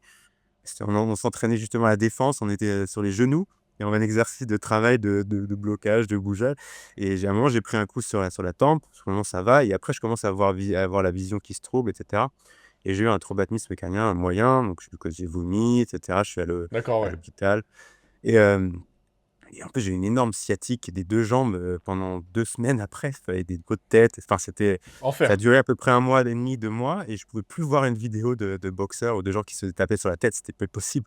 J'ai remis beaucoup en question sur si j'étais pas capable de continuer, en fait. J'ai l'impression que j'allais être, plus capable de marcher correctement toute ma vie parce que j'avais une sciatique vraiment des 2 C'est jambes. pas évident, ça, hein. C'était terrible et je me suis posé la question, en fait, pourquoi, est-ce parce que c'était pas un coup, extrême. Par contre, j'avais pas bu de la journée, j'étais complètement crevé, j'avais mal dormi et j'avais le cerveau qui était un pruneau complètement, desséché, quoi et Ouais. je me suis rendu compte de l'impact de aller à la boxe, mais en étant en bonne santé, en étant prêt avoir un corps prêt et un mental prêt à faire une séance de boxe. C'est-à-dire que si tu es fatigué, que tu as, dormi, tu es couché à 4 heures du matin, tu vas pas faire la séance de sparring. C'est juste même si tu te sens bien physiquement, juste mentalement, tu vas faire une erreur, tu vas faire des choses et ça peut impacter ta santé et c'est hyper important de te prendre en compte ou de préparer ou tant pis, tu la feras un autre moment et ça, c'est un truc que j'ai vraiment découvert et qui est hyper crucial maintenant pour moi. Je fais pas de séance de boxe si j'ai pas suffisamment hydraté ou si j'ai pas assez dormi et si je me sens pas forcément bien mentalement, donc si ma journée a été trop dure, je vais pas faire de la boxe parce que je vais à la boxe pour me défouler, pour me faire du bien et c'est ça, en fait, mon erreur. C'est que je me dis: «Ça va me faire du bien». Mais oui, mais si tu fais du bien, tu vas donner, tu vas vouloir donner des coups, t'en prendre, tu vas envie d'oublier un petit peu ton souci, sauf que tu es pas en bonne santé et quand tu fais ça, tu prends des risques, pour ta santé. Donc ça, je fais plus attention, par rapport à ma santé parce que je m'entraîne aux échecs, je pratique à la boxe, j'ai une fatigue mentale et je fais attention à ces choses-là, il faut les prendre en compte, quand tu t'entraînes dans l'un dans l'autre. Tu sais que j'en parlais avec Marie, du coup, qui est naturopathe, et qui accompagne beaucoup tu vois, par exemple, des personnes qui font des sports de combat. Je crois qu'elle en a quelques-uns qui vont à l'UFC, là, samedi qui arrive. Et en fait, justement, et moi, j'ai pris une claque, parce que, pareil, moi, depuis que j'ai commencé le street curl, je t'avoue que les séances franchement, elle me tabasse, hein. J'ai pas d'autres termes pour le définir. C'est un terme un peu vulgaire, mais enfin, honnêtement, ça décrit tellement la situation que je dois l'employer. Et en fait, ce qu'elle me disait dans le podcast, c'est qu'en fait, souvent, tu sais, on pense à s'entraîner, etc., mais on pense pas à récupérer. Et du coup, bah, en fait, les séances, tu te donnes à fond, etc. Par contre, ta récupération, tu te donnes pas à fond. Et en fait, c'est là que c'est dangereux. Et que du coup, tu as le surentraînement, peu importe, etc. Et moi, du coup, j'ai commencé à le comprendre. Et justement, ça m'arrivait parfois d'arriver en séance totalement cramé. D'autant plus que moi, au début, je me suis planté. Bref, je mettais à chaque fois 2,5 kg en trop sur la barre. Donc pour nous, en fait, c'est énorme, 2,5 kg en trop. Et mon coach, tu sais, il me disait, mais t'es sûr que la barre, t'as les bons poids, etc. Tu vois? Et en fait, bah, ça m'a cramé parce que du coup, je m'entraînais plus dur que prévu et ma récupération ne suivait pas. Et ça m'arrivait parfois d'arriver à l'entraînement, mais totalement desséché. Et franchement, j'avais 50% de ma force. Même les barres d'échauffement ne passaient pas, tu vois. Et ça, je pense que les gens, ils se rendent pas compte, en fait, que s'entraîner dur, c'est bien. Comme tu l'as dit, en plus, même maintenant, les pros, toi, on va dire par rapport à moi, toi, t'es pro, moi, je suis pas pro du tout, mais et tu dois quand même gérer un taf à côté, une vie à côté. Et tu vois, c'est ça aussi qu'il faut prendre en compte, tu vois. Et je trouve que les gens, tu sais, t'as beaucoup d'amateurs qui se professionnalisent dans le sport, mais qui pour autant n'ont pas le train de vie qu'a un pro, tu vois. Ouais, ouais, c'est vrai. Je suis pas pro, enfin, Oui, on va dire tout ce que semi-pro, je veux disons dire. que je Ouais. je j'ai je fais des combats, je peux gagner un peu d'argent en faisant du chessboxing, mais j'ai un travail à côté et il faut pouvoir gérer, il faut pouvoir aussi être professionnel dans le sens, il faut quand même pouvoir gérer à continuer ta vie, à côté et c'est vrai que le repos est extrêmement important et j'ai l'impression que le plus important aussi, c'est de gérer aussi ta ton planning d'intensité. À rajouter des semaines où tu vas faire plus léger ou progresser, en fait. Surtout si tu as un objectif, genre dans 5 mois, 5-6 mois, préparer un combat dans 6 mois, c'est l'idéal. Bah, tu vas faire des périodes d'intensité qui Ouais, augmentent, tu te mets après des tu vas pics. diminuer ton intensité, tu fais des pics. Voilà, le coach est là pour ça, justement, pour planifier ça et ne le faites pas tout seul dans le sens où, c'est pas juste aller à la boxe, c'est s'entraîner à la boxe, c'est tout le reste. L'entraînement, ça inclut le sommeil, ça inclut la nutrition, ça inclut les compléments alimentaires. Ça, j'ai découvert ça aussi, parce que dans l'état dans lequel j'étais, Ouais, t'en prenais pas avant heu, des compléments alimentaires? voilà, j'ai commencé à prendre des compléments, j'ai compris de la créatine parce que ça protège aussi le cerveau. Je me suis dit: «Ça hydrate les choses, même si je prends un petit peu de poids, du poids d'eau, c'est hyper important d'en prendre». Ouais. Après il y a d'autres, compléments alimentaires, pour pas éviter les crampes, pour éviter la Ça fatigue le m'intéresse, tu lendemain. prends quoi du coup en complément alimentaire? Parce que moi je m'y connais un peu, avant je bossais dans une marque qui justement en vend. Donc je connais plutôt pas mal de sujets. Bah, alors ça fait un bout de temps parce que là je suis blessé, ça fait un bout de temps que j'essaie de m'en rappeler. Donc la T'as quoi? T'as créatine, créatine, je pense, multivitamine, peut-être glutamine, collagène aussi. la du collagène, pas forcément. Parce que C'est pas parce que mal pour les articulations, c'est pas mal ça. Tendons, j'ai regardé articulation. les études et j'avais pas vu d'études très concluantes sur l'impact. C'est vrai qu'il y a un débat dessus, qu'il n'y a pas d'études Ouais, qui l'a prouvé, etc. je me dis Ouais, si il y a un débat, il y s'il a y un a débat. rien On, de pour- on pourrait ça peut débattre, pas on faire pourrait de mal, débattre. mais si je peux bah, après pourquoi pas et moi ce que j'avais vu, c'est surtout la glutamine, enfin la récupération justement, la boisson, des boissons qui permettent enfin de t'hydrater Ouais, correctement. ouais. Et de récupérer le plus vite possible après Ouais. l'entraînement parce que moi, je mettais des heures à récupérer et j'arrivais pas à dormir. Je me suis rendu compte qu'en mettant, cette combinée, c'était quoi? C'était, heu, T'as pas tout ce qui est électrolytes? des Magnésium, électrolytes. vitamine Ouais, C. c'était une euh, combinaison de glutamate et Ok. quelque chose d'autre. Ah, je me rappelle plus. Bon, je Non, mais de toute façon, je veux on pas voit ça. En conseiller fait, comme ça. c'est ça, c'est une boisson pour récupérer. Peut-être une boisson Ouais pendant l'effort aussi, j'imagine. Euh, et aussi le bicarbonate de soude. Ok. Ça, c'est un truc que j'ai découvert, mais c'est quelque chose d'extrêmement, peu utilisé et c'est un produit Attends, de magique, en fait. soude? Bicarbonate de Bicarbonate soude. de... Ouais, Attends. pour la compétition, pour l'explosivité, ça Ok. augmente, de 8%, 8-10%, quelque chose dans les études et c'est quelque chose qui permet que tu mets dans tes boissons, Ouais, ouais. heu, pour la performance explosive. Attends, mais on peut le manger. Parce que pour moi, c'était un truc, tu sais, Oui, tu pour... peux oui, bien sûr, c'est alimentaire et Ah il y a des ouais. compléments justement, Ok. de certaines Ouais, marques qui le proposent, ouais, ouais, ouais, justement ouais, avec des ouais. compléments et Tu c'est vois, un je, truc je qu'on savais pas n'utilise pas. ça.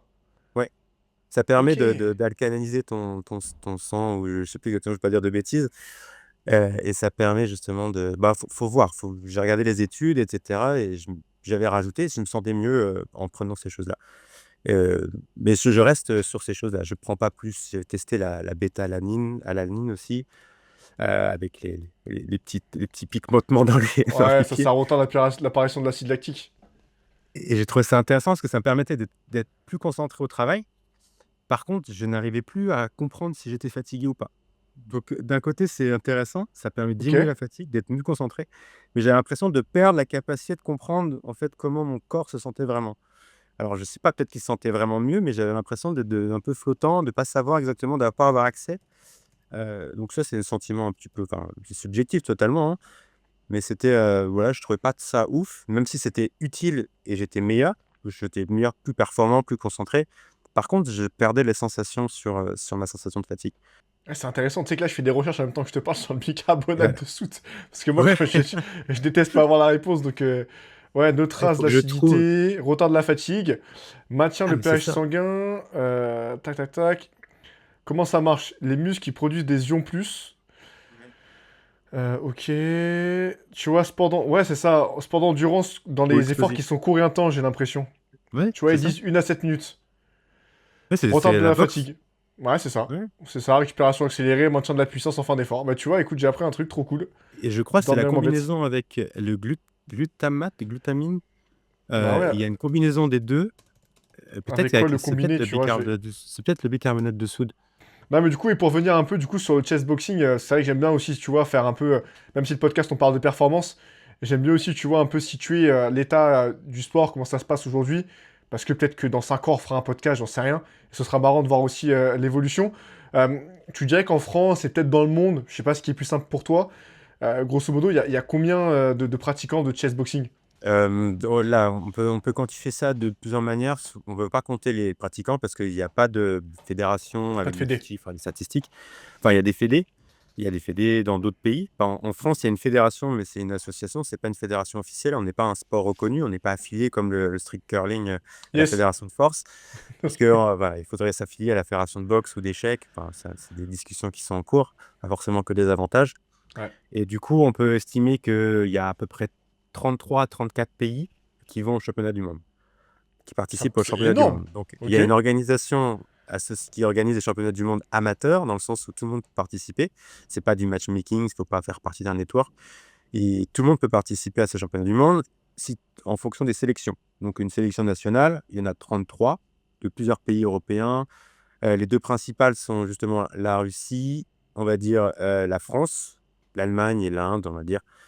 Ce sont les 2, enfin, la France et la Russie sont peut-être les 2 plus actives, on va dire, de cette fédération. Sauf qu'en Russie, ils ont l'avantage d'être reconnus, au niveau d'un sport national. Ils ont des subventions et cetera, ils vont dans les écoles et cetera. En France, c'est un peu plus compliqué, on fait ça plus, sans enfin, on trouve des sponsors, on fait des choses comme ça. On n'est pas soutenu par l'État encore. Ok. Donc, on peut compter, je pense, facilement, du 33, une centaine, au moins par pays, et donc 3 000 Ok. combattants, enfin des gens qui combattent, qui peuvent participer au championnat du monde, incluant, les femmes, les hommes, les enfants et les personnes âgées, par exemple, qui font partie que le sport. Et qu'est-ce que tu penses qu'est-ce que tu pourrais faire justement parce que quand tu prends en compte les pratiquants d'échecs et les pratiquants de boxe, en vrai ça te fait quand même pas mal de prospects, tu vois, que tu pourrais entre guillemets essayer de récupérer, même si bien sûr on est d'accord que bah, quelqu'un qui joue aux échecs, qui fait pas de boxe, même s'il peut commencer tranquillement, il va se faire ramasser. Et pour les échecs, j'imagine qu'il peut aussi apprendre, tu vois, sur le tas, avec quelqu'un de son niveau. Comment du coup toi ce serait quoi un peu voilà les idées que peut-être qu'il y aurait pour essayer de faire grossir un peu le sport en France? Tu as forcément réfléchi, tu y penses tous les jours. Ouais, j'y pense tous les jours. C'est ce que j'essaye de faire justement. Là, on est au club de chessboxing de Paris. On lance la saison là en ce moment et on va essayer de recruter, de faire des partenariats avec des salles de boxe et des clubs d'échecs. Et c'est principalement, du bouche à oreille, c'est des réseaux sociaux, c'est ce genre de choses aussi, c'est des podcasts, c'est faut faire parler de nous. On a aussi, la fédération française il y a un film sur Canal+, sur le chessboxing. Je l'ai même pas Heu, vu. il y a un film, ouais, ça s'appelle Comment il Mental s'appelle? Combat. Ah, Mental Mortal Combat, Kombat? sur Canal+, ouais. Faut que je le Et regarde. extraordinaire, il faut bah, ouais, c'est facile, ça vient de moi, c'est facile à dire. Mais c'est sur la genèse de l'équipe de France et la fédération française justement, la première fois qu'on avait une équipe au championnat du monde, et qu'est-ce qui va se passer? Comment on recrute les gens? Personne n'a vraiment pratiqué le chessboxing, donc c'est des gens que tu vas dans les salles de boxe, dans des clubs d'échecs, c'est du bouche à oreille, on récupère un groupe de combattants Putain, ils ont fait un et film ensuite quoi, c'est énorme. Attends, ouais, faut que je le trouve. Parce que moi j'ai My Canal sur mon bon, PC. Bon, je te laisse continuer si tu veux, c'est vrai que moi je t'ai coupé en plein élan, mais c'est Ouais, Mortal ouais, Kombat, ouais. tu m'as dit? Mental Combat. Ouais, C'est Mortal ou sur Canal+. Mental? Ah, Mental, Mental, Mental Combat. mental. Mental Combat. Mais attends, je suis en train Ouais, de voir. Mortal Kombat, la naissance d'un sport. Film c'est ça. documentaire. Sur la 2023. piste. Ouais. Putain, et c'est quoi? 1h12? 1h12 en plus, c'est que dalle. Ouais, Ce soir, ce soir, franchement, je dis à ma copine, on va mettre ça à la télé. Eh, je te jure que, blague à part, je suis vraiment curieux. Je suis dégoûté de pas l'avoir vu avant de faire le podcast, quoi. C'est génial, tu vois, comme quoi. Hmm. Ok, excuse-moi, je te laisse continuer, petit aparté. Mais Mental Combat, du coup, hein, Mental Ouais. Combat.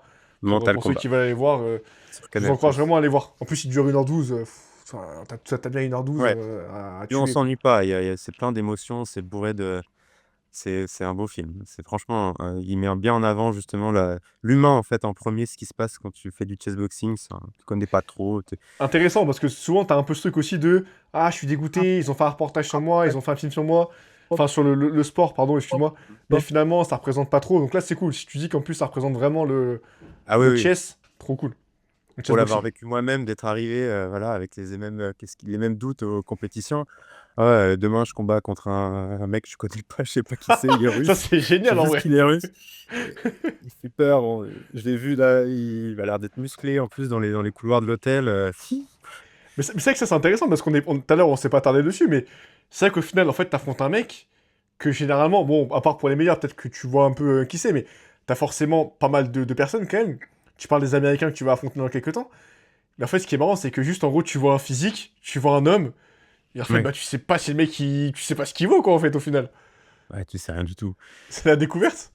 C'est vraiment, c'est important de savoir rechercher et du coup, comme tu as beaucoup de Russes, c'est important de savoir rechercher sur les réseaux sociaux russes et les vidéos pour trouver un peu des informations, donc en cyrillique, des choses comme ça, juste Oh pour la avoir est-ce vache! que c'est un joueur d'échecs? Est-ce que du coup, ça demande des petites compétences, développer des petites compétences comme ça d'espionnage, T'as un hacker, quoi. Un hacker, quoi. petit T'essayes hacker. de. Ouais, Et toi, de ton heu, côté, est-ce que du coup, t'essayes de pas, de moins en mettre, enfin, d'en mettre le moins possible sur les réseaux, même si maintenant, t'as quand même tes combats qui sont diffusés, forcément. ouais. Mais est-ce que du coup, la strat, c'est de moins en mettre pour juste. Tu vois, c'est le débat que j'ai avec ma copine hier quand on était au resto. Elle m'a dit, mais en fait, si là, t'arrêtais de poster sur les réseaux, comme ça, du coup, les gens, ils voient pas du tout tes barres.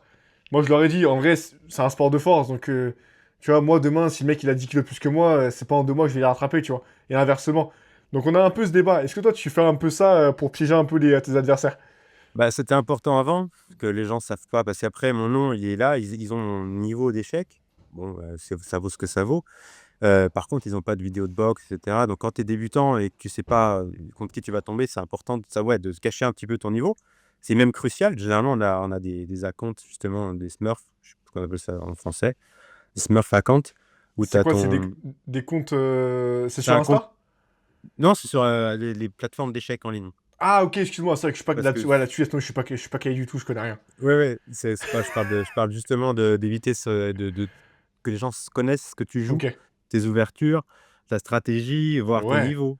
Et bah, tu mets pas ton compte internet avec ton nom et tu vas jouer tes parties sur ce compte-là parce que tu Ouais, peux voir tu toutes les t'appelles parties. René Ducès, quoi, par exemple. Tu vas te mettre Voilà, René. Ouais, ouais. donc tu crées un compte comme ça et puis tu joues, là, vraiment tes parties et sur le faux compte, tu peux faire des fausses pistes, dans le compte avec ton nom, tu peux faire des fausses pistes, jouer n'importe comment, tu peux t'amuser à faire de la manipulation comme ça. Et donc ici, il faut quand tu t'échauffes, pendant la compète, il faut que tu te caches un petit peu dans un Ouais, c'est endroit, faut pas vicieux, que hein. mais surtout quand tu es débutant et que les gens ne te connaissent pas, c'est un avantage de ouf parce que si tu es un très bon joueur d'échecs, le mec, il va pas enfin, il peut te sauter dessus. C'est à la boxe, ça n'a pas de garantie, mais peut-être qu'il sait pas trop. Il va le voir assez vite. Ça, c'est un truc aussi Ok. quand tu connais pas ton adversaire, comment tu évalues très rapidement aux échecs ou à la boxe son niveau? Parce que ça va changer ta stratégie. Moi, je connais pas ces gens-là. Généralement, si tu vois pas leur nom sur internet, c'est que c'est pas des bons joueurs d'échecs, ni des bons boxeurs. Donc au moins, il y a un niveau amateur, il y a pas de contenu. Donc tu peux dire, tu peux te permettre, mais tu sais pas vraiment son niveau. Donc en 3 coups, tu dois jouer, tu dois savoir si la personne tu peux jouer super vite, faire n'importe quoi, de toute façon tu vas gagner. Ça, c'est hyper important de l'estimer très rapidement et en boxe, c'est pareil. Si tu dois faire semblant d'être dangereux, si tu es un peu faible et que tu vas gagner au prochain round d'échecs, eh bah, le premier round de boxe, il faut Putain, que tu c'est du fasses bluff, en semblant, quoi. fait. C'est un peu Faut du poker, bluffer. parfois. Bah oui, surtout quand tu es pas connu, il faut bluffer. Ah Par ouais, contre, c'est une fois que tu es intéressant. connu, comme moi un petit peu maintenant, les gens m'attendent au tournant, ils voient mes vidéos, ils se Ah, toi, t'es préparent. plus... Ouais, toi, c'est fini, ça. Je m'en moque un petit peu et bah, après les parties d'échecs, c'est important qu'ils se préparent pas parce que c'est quand même quelque chose tu peux te préparer contre mon ouverture, par exemple, contre ma théorie et par contre, pour la boxe, ouais, je m'en fous un petit peu. Bah, je vais pas mettre mes sessions de sparring. Je pense que tout à l'heure, c'est pas super de mettre ces sessions de sparring en ligne. Je vois pas ce que ça apporte Ouais. ou alors c'est quand c'est fun et cetera mais voilà donc ouais, mettre pas trop en sur internet, c'est important de se cacher un petit peu son niveau mais à un certain niveau, ça compte plus vraiment, il faut que les gens ils soient meilleurs, ils seront meilleurs, quoi. Ouais, c'est Tu vrai. t'entraînes au maximum, ça va pas changer ton entraînement, en fait, tu vas juste t'entraîner au max et en face, il va s'entraîner au max, s'il a pas d'avantage stratégique à savoir, bah, il va voir tes combats, quoi. S'il va voir que ta main gauche, elle descend après chaque jab, ouais, il faut limiter un petit peu quand même, mais ouais, c'est important. Mais est-ce que du coup, t'as peut-être moins cette barrière mentale aussi? Bon, toi, t'es champion du monde plusieurs fois, donc forcément, les mecs qui t'affrontent, peut-être qu'ils le voient un peu. Mais quand t'affrontes un mec que tu connais pas du tout, ce qui est quand même souvent le cas, bah, tu sais, j'en sais rien, mais tu sais, par exemple, dans les échecs, t'as des niveaux, t'as des élos. Dans le tennis, nous, c'était beaucoup les classements. J'ai fait beaucoup de tennis petit, c'était les classements. Et tu vois, bah, souvent, les mecs, moi, mon cas de figure, j'avais 10 ans, 12 ans. C'était le mec, et est moins bien classé que moi, il y a aucune chance que je perde. En tout cas, c'était ma théorie, hein. Par contre, le mec qui est mieux classé que moi, je vais perdre. Petit, c'était ma mentalité. Tu vois, le terrain de tennis, c'était un enfer. Est-ce que t'as un peu ce truc de dire aussi, vu que le mec, je sais pas le niveau qu'il a, bah, ça te retire un peu, tu sais, une part de réflexion par rapport à ça? Ouais, ouais, il y a vraiment, et ça, c'est un truc aussi que pas mal débutants oublient, dès qu'ils vont sur le ring, ils donnent tout dès le début, quoi. Il y a pas d'observation, il y a pas de réflexion, il y a pas de stratégie. On y va parce que je sais pas faire. Je veux pas, je veux montrer, je vais être agressif de toute façon et il y a des gens qui arrivent, qui ont pas d'expérience de boxe, qui s'entraînent depuis quoi, 6 mois et qui participent aux compétitions et qui me disent: «Ouais, attends, ouais, je vais faire ça, je vais faire ma stratégie, je vais faire, gauche-droite et après je vais mettre un uppercut au corps, moi je vais Ça passe travailler au jamais, corps». ça. Ah ouais, c'est... Je dis: «Quand tu es débutant, tu vas déjà avoir du mal à mettre un Ah jab ouais. et tu vas être tout stressé, tu vas plus comprendre ce qui se fait». De là à construire une combinaison pour spécifiquement mettre un truc au foie, Et ouais. typiquement, c'est un peu ridicule. Je dis: «Mais non, d'abord, tu prends 30 secondes, une minute, tu évalues le niveau, prends pas de risque, juste, apprendre justement à observer, à apprendre des informations, vois, si le mec il fait plus de jabs, s'il fait pas de jab, bah, tu pourras plus facilement garder ta distance et cetera». Mais il pourrait pas te bluff, le mec, à la boxe, tu penses? Si, Tu vois, si, si, bah, c'est en ça. faisant, tu vois, un peu, le mec, tu vois, il met des coups un peu nuls, et au final, le mec, bah, du coup, tu te rapproches, et il te cueille, quoi. Ça, c'est que des gens commencent à avoir de l'expérience, mais qui ne doivent pas avoir de compétition parce qu'on ne le connaît pas. Il faut quelqu'un qui ait de l'expérience, mais qui ait pas fait de compète, qui Ah commence ouais. déjà à avoir des trucs un peu high level. Généralement, c'est des gens qui ont jamais fait de combat de boxe, qui s'entraînent depuis 1 ou 2 ans, au chessboxing ou dans leur combat de boxe amateur. Ils n'ont pas encore fait de combat amateur, mais qui sont prêts à monter sur le ring, en gros. Ces gens-là, ils n'ont pas d'expérience du ring, ils vont pas construire. L'idée, c'est d'être le plus simple possible. Moi, je recommande toujours, va au plus simple. Arrête de me dire: «Tu vas mettre un coup au foie parce que tu l'as entraîné, tu l'as causé une fois au sparring». En vrai, les Tu dis: basiques, «C'est ta hein. nouvelle stratégie». Non, Ouais. juste boxe simple, te casse pas la tête, essaie de pouvoir avoir le maximum de marge possible dans la base.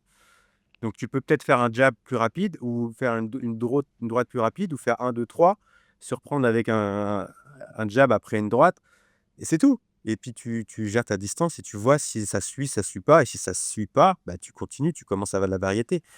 Mais essaie d'avoir une marge de manœuvre déjà dans ce que tu sais faire, plutôt qu'essayer de combiner des combos, donc ouais, simplicité en premier, une base, très forte. C'est la recommandation de ouf. Donc oui, les mecs, ils peuvent faire du bluff, ils peuvent faire des machins, mais au final, ça marche presque jamais par rapport à quelqu'un qui a une base, parce qu'il y a rien qui suit, en fait. C'est comme aux échecs, j'aime bien l'équivalent aux échecs, c'est quand quelqu'un qui dit qu'il va être super agressif ou qui va essayer de faire le mat du berger et une fois que c'est paré, il y a plus rien après derrière. Et c'est pas la bonne stratégie. Tu vas pas dire au joueur d'échecs: «Bah, essaye de faire comment on appelle? Un piège. Si tu fais un piège et se fait un malentendu, tu vas gagner». Ouais, mais bon, si le piège est vu, bah, tu es presque Et perdant déjà ouais. directement. C'est pareil en boxe, c'est pareil au chessboxing. Donc sois simple, tu vas voir le niveau, tu peux voilà, ça sert à rien de faire du bluff ou cache tes informations, observe, essaye d'être le plus intelligent possible et de voir si l'autre, il est capable de suivre ou pas. Ça, c'est un conseil de chessboxer, c'est prends pas de risque, attends, parce que le niveau en face, ça se trouve, c'est n'importe quoi. Tu verras vite, tu pourras prendre, tu vois, t'as pas besoin de prendre de risques alors que tu sais rien sur l'adversaire. Ça t'est déjà arrivé ça, t'arrives en boxe et tu dis, oh le pauvre, il va passer les 3 minutes qui vont arriver là. Aïe aïe aïe, elles vont être dures pour lui, hein. Pas vraiment, j'ai pas non plus extrêmement de combats malheureusement, j'ai que 8 combats Ok. officiels et donc ça m'est jamais arrivé que ouais si, c'est un petit peu, mais j'ai gagné aux échecs donc il y avait pas besoin de mettre trop de pression. Hem, Par contre, j'ai déjà été surpris, bah, il y avait un mec de 40 ans peut-être 45 mais 40 ans. Donc c'est un prof de fitness, c'est pas un boxeur et cetera et j'avais pas d'expérience non plus en boxe, c'était en 2022 et je combats contre ce mec-là et finalement je vais en prends 1-2, il était fort, hein, mais rien de spécial et je commence à avoir le nez qui saigne Ah et là, il y ouais. a l'arbitre qui dit: «Stop, regarde le saignement». Je commence à dire: «Mais je peux pas perdre contre lui, c'est pas Prof de possible. Pourquoi je me fitness, suis pris? putain. Mais quelle erreur, quoi!» Et juste parce que j'avais relâché un peu la pression, je me Eh dis: ouais. C'est un vieux, je peux me défendre et tout». Mais juste, il m'a donné un coup et je commence à saigner, je fais: «Ah, il va Ça arrêter le surprend. combat». Ouais, donc j'ai réussi je en inspirant continuellement à éviter que ça saigne. Donc ça, c'est une stratégie, Ah la faut pas le faire vache, la strat de ouf. et après, en fait, j'avais le gant, toute la partie, le gant sur ma narine pour éviter que ça saigne et j'ai combattu comme ça, j'avais pas besoin de prendre de risques, j'ai fini mon combat comme ça Ouais, et parce j'ai que sinon, gagné. sinon il t'aurait arrêté si ça saigne trop, Bah il ouais, t'arrête au bout d'un moment. Ouais, putain. donc j'étais vraiment genre Ah là ouais. et le médecin il me regardait, mais j'étais au fond de ma Ah respiration putain. et à un moment il a dit: «C'est bon, vas-y continue» et après Ça me rappelle ça un peu les mecs dans la MMA ou dans la boisson dans le MMA, tu sais, ils ont ouais, un nez qui est fermé, et tu sais, ils y vont ouais, il full dit bluff. L'arbitre, il te dit, ouais, voilà, les mecs, full «Ouah!» bluff. Full Ouais, bluff. Et parfois, bon, maintenant, il y a tellement de tests que ça passe plus, tu vois, mais je pense que mmh, parfois, ça a dû passer. Ça a dû ça passe passer. encore, je pense, hein. Ouais, ça a dû Je passer, vois c'est qu'il y a sûr. des Mais les trucs mecs, full bluff, hein, tu sais, les mecs, ils voient rien, bien hein. sûr. Full bluff. Parfois, t'as son coach qui lui dit dans l'oreille, t'as des trucs de trucs, mais c'est marrant. C'est ce qui fait aussi bah, la beauté de ces sports. Mais C'est non, sûr. franchement, trop cool. Bah Mmh. écoute, je réfléchis, mais je pense qu'on a fait un bon tour hein, quand même sur le chessboxing. Tu vois, et c'est là qu'aussi, bah, pour les novices, moi je suis un novice en boxe aussi, hein, et encore plus aux échecs, mais c'est là que tu vois que bah, la boxe, bah, mine de rien, en fait, bah, les deux sports sont proches, tu vois, parce que la boxe, ça reste un jeu d'échecs aussi, tu vois. Le but, c'est de prendre des coups sans trop en prendre, tu vois, donc bah, comment tu arrives à mettre, tu vois, on va dire, en état de nuire le mec, pour après bah, finir, tu vois, sans prendre trop de risques. Donc c'est marrant de voir que tu vois, tu as quand même deux sports qui se complètent. Donc non, c'est trop cool. Est-ce que tu penses qu'il y a un... Comment tu verrais l'avenir, toi, un peu de ce sport? Est-ce que tu penses qu'au bout d'un moment, ça va réussir le foot, bon, il n'y a aucun sport qui sera au niveau du foot, hein. Mais tu penses que ça peut devenir un sport, je sais pas, tu vois, qui prend un peu de place, comme, je sais pas, qu'est-ce qui prend un peu de place? Tu vois, le squash, ça commence à être un sport Le qui s'est paddle, bien par exemple, reconnaître. Le paddle, bon, le paddle, c'est quand ou même bien même reconnu maintenant. l'aérox ou des choses comme ça. Ouais, là, c'est quand même beaucoup connu, tu vois. Je dirais peut-être plus le squash. Tu vois, qui est un sport qui se fait connaître, Ah oui, oui. qui arrive au JO, mais tu vois, qui est un peu quand même en dessous médiatiquement. Oui, bah, c'est ça, c'est toute la question, c'est médiatiquement comment ça marche parce que on sait ce que ça apporte, on sait comment ça marche, on sait que c'est hyper pertinent pour beaucoup de la population. Des gens qui ont jamais fait de boxe, des nerds qui ont envie d'un peu de se mettre au sport, des boxeurs qui ont envie un petit peu de sortir un peu de ce monde, un peu, abrutissant peut-être où on fait que du combat ou que de la confrontation et on peut aussi collaborer en fait, et d'une démarche un petit peu autre que par la performance physique.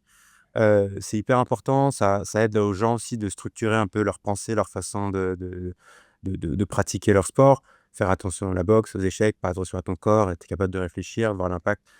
On travaille sur les enfants, c'est extraordinaire aussi, apprendre des échecs, ça C'est ce que structure j'allais le dire. cerveau. Ouais.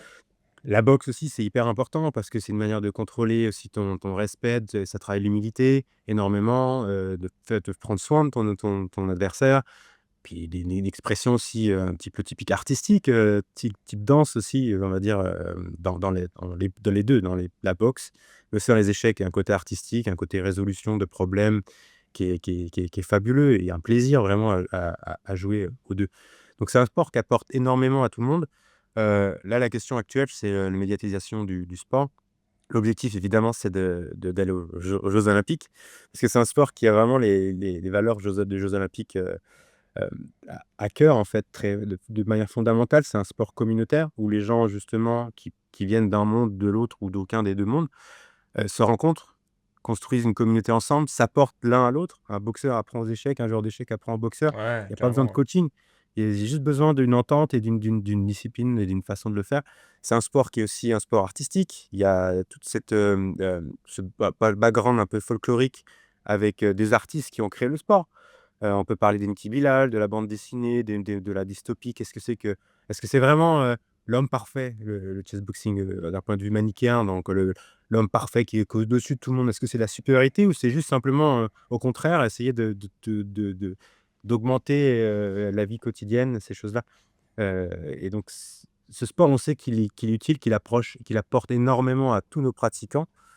Un joueur d'échecs gagne des élos en faisant du chessboxing, un boxeur devient un meilleur boxeur en faisant du chessboxing et les gens qui connaissent rien, découvrent une communauté et apprennent énormément et c'est un sport qui met des étoiles dans les yeux sans mentir de voir, surtout quand tu prépares la montée sur le ring, toutes ces émotions, ça il y a un avant et un après quand tu commences le chessboxing, quand tu commences à t'y investir et ça, je le recommande à tout le monde. Après, il faut suivre médiatiquement, c'est le moment où on peut faire de la boxe, il y en a besoin justement on voit beaucoup de la boxe aussi ou de l'UFC, de l'MMA. Ouais. Pourquoi pas le chessboxing? C'est un sport qui est extrêmement enfin visuel, qui marche super bien en événement, en événementiel, le soir. Il y a aucune personne ne s'ennuie, en fait. Il y a des KO 1er round, il y a des dons d'âme, il y a des émotions énormes sur le ring et en plus on apprend des échecs, on apprend des choses, donc c'est extraordinaire et voilà, il faudrait que ce sport soit encore plus mis en avant. Mais c'est sûr que c'est un sport qui est difficile d'approche, contrairement C'est ça, à le mais comment tu paddle. veux essayer, par exemple, le chessboxing si jamais tu veux commencer à en faire? T'as pas de club actuellement qui font que ça, si? On a des clubs, si, on a Ok, peut-être une vingtaine de clubs en France. quand même. Il faut aller voir sur le site de la Fédération française de chessboxing. Il y a une vingtaine de clubs dans des villes, c'est généralement des petites associations. À Paris, c'est peut-être un des plus grands. On a 50 pratiquants à l'année qui viennent régulièrement, pratiquer le chessboxing. Cool. Et il y a des petits clubs, il faut se rapprocher justement des petites initiatives ou peut-être le monter dans ta ville. On aide les gens pour ça, on inclut la communauté, on donne des conseils et cetera, comment développer. On a des événements, des regroupements, des stages, des choses comme ça qui se développent, en France. Donc c'est un sport qui est actif, qui est développé et tu pourras, vraiment pratiquer, comme tu veux, quoi. Même préparer des compétitions, il y a encore de la place. Il y a encore de la place pour les championnats du monde. On n'a pas non plus des grands maîtres ou des gros, professionnels de boxe, donc il y a encore de la place pour avoir des bons spots, surtout si on commence maintenant. La jeunesse aussi, ça se développe très vite, et heu et puis c'est très facile. C'est un jeu d'échecs et des gants de boxe. C'est très simple. Alors pourquoi ça prend pas autant que le paddle? J'ai une question et je me dis juste que, enfin, c'est du combat, c'est de la réflexion, c'est des choses un petit peu, qui sont pas forcément faciles et je pense que c'est une erreur de penser que c'est difficile de s'y mettre. C'est un plaisir dingue. Une fois qu'on y est, on est dans une espèce de flow et on continue, on prend du plaisir et on peut prendre du plaisir dès le début. C'est ça qui est intéressant avec les 2 sports et ça, on a tendance à l'oublier. On voit que la douleur dans la boxe et on voit que la confrontation ou le fait de faire du mal à quelqu'un dans la boxe et dans les échecs, on voit, que la patience ou les devoirs de mathématiques quand on était en à l'université, à l'école. Alors qu'en fait, c'est un jeu de réflexion, il est rapide et on peut y prendre du plaisir très rapidement, même à tout niveau. Et ça, on oublie. Je pense que c'est pas assez, enfin, ça commence à exploser, Ouais, les échecs et la boxe, pourquoi pas? Ça fait du bien. Ça fait du bien au trop corps, cool. ça fait du bien à la pensée, voilà. Et t'as Julien Song, si je me Ouais, bêtise, qui, pareil, a percé avec les échecs. Parfois, tu sais, il suffit, tu vois, d'avoir une personne, quelqu'un qui met en avant, et tu vois, après, le truc, ça pète. Donc, écoute, moi, j'ai hâte, je te dis, de voir comment ça va évoluer. De toute façon, on va rester en contact. Bah, écoute, je te remercie en tout cas, Valentin, d'être venu dans le podcast. Merci pour ton expérience. Tu vois, on est parti un peu en profondeur. C'était vraiment cool, vraiment intéressant. Où est-ce que les gens, du coup, ils peuvent te suivre? T'es actif où? T'es sur donc Insta? je T'es suis sur plutôt sur LinkedIn? Insta, Ouais. voilà, c'est Val_CBX et j'aimerais bien mettre en avant Chessboxing Paris aussi, qu'il faut Oui, suivre, et la fédération de française parce que vous aurez vos clubs, en France. Il faut les contacter, ils sont très gentils, ils vont vous répondre. Il va vous mettre en contact avec les gens qui sont déjà dans votre ville ou qui se réunissent régulièrement tous les week-ends juste pour aller voir, juste pour jouer une partie, faire un petit peu de boxe. C'est des gens qui sont très, très simples et généralement, ils ont tous passé par initiation, à la boxe en étant joueurs d'échecs. Donc ils savent ce que c'est de venir sans aucune expérience, même avec, des gants, des enfin, juste avoir quelques le matos, ils peuvent prêter le matos et cetera. Donc ouais, heu, Trop cool. suivez la Chessboxing Ouais. France, Chessboxing Paris et puis mon compte c'est ValCBX. Je vais poster sur, du chessboxing principalement et là, il y a les championnats du monde qui arrivent, fin septembre. On va suivre les combattants français Ouais, faut qu'on le sorte avant. T'as la date précise? du 23 au 28. Ouais, faudrait que le podcast, on le sorte. Faudrait qu'on le sorte, pas la semaine pro, mais celle d'après, quoi.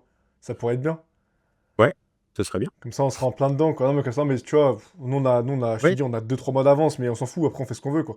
Si t'as un event, là, les championnats du monde, on peut le sortir, tu vois, comme ça fait avec la dynamique, quoi. Ça peut être pas mal. ouais, ouais, ce serait bien. Ah, ça peut être cool. Bah écoute, moi, de mon côté, je remercie quand même mon partenaire, All You Need. Tout à l'heure, on parlait de compléments alimentaires. Moi, j'ai une marque qui me soutient. Donc voilà, c'est une marque qui a été créée par Willy Georges, athlète de CrossFit par Mims et Julian Festor, ancien country manager de CrossFit France.